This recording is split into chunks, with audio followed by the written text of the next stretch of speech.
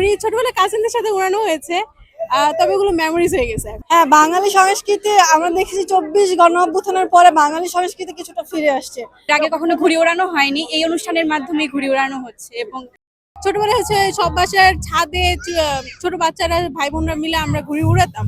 তো এখন দেখা যায় যে নগরী এত বেশি হয়ে গেছে যে ঘুড়ি ওড়ানোর জায়গা নেই। তো সেই অনুযায়ী বছরে একটা উৎসবের অনুষ্ঠানে এত সুন্দর একটা অনুষ্ঠান ভালো লাগতেছে দেখতে। ঘুড়ি কি কখনো উড়ানো হয়েছে? ঘুড়ি ছোটবেলায় কাজিনদের সাথে উড়ানো হয়েছে, তবে ওগুলো মেমোরিজ হয়ে গেছে। এখন আর ও তো আগের মতো করা হয় না, ছাদ নাই, খোলা আকাশ নাই, পাওয়া যায় না, বিল্ডিং এর এত ভিড়। এটা খুবই ভালো একটা পজিটিভ ইম্প্যাক্ট রাখতেছে, তবে এটা অ্যাকচুয়ালি রেগুলারিটির মধ্যে যদি থাকা যায় তাহলে খুব ভালো হয়।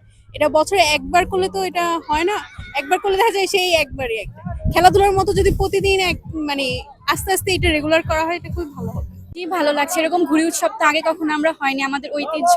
তো এই ঘুড়ি উৎসবটা ভালো লাগছে, আর পরবর্তী বছরও হোক এই কামনাই করছি। জি না, এর আগে কখনো ঘুড়ি ওড়ানো হয়নি, এই অনুষ্ঠানের মাধ্যমে ঘুড়ি ওড়ানো হচ্ছে এবং আনন্দটা উপভোগ করতে পারি। দান্তরা বাদিয়ে দেখি, আমি নিজেও গুটি নিয়ে আসছি। নাটাই নিয়ে আসা দরকার ছিল, অনেকজন মোটা মোটা নাটা নিয়ে আসছে, এদের সাথে পারা যাবে না।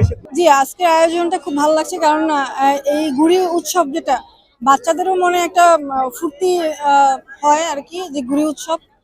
তো আমার কাছে খুব ভালো লাগছে। হ্যাঁ, বাঙালি সংস্কৃতি আমরা দেখেছি 24 গণ-অভ্যুত্থানের পরে বাঙালি সংস্কৃতি কিছুটা ফিরে আসছে।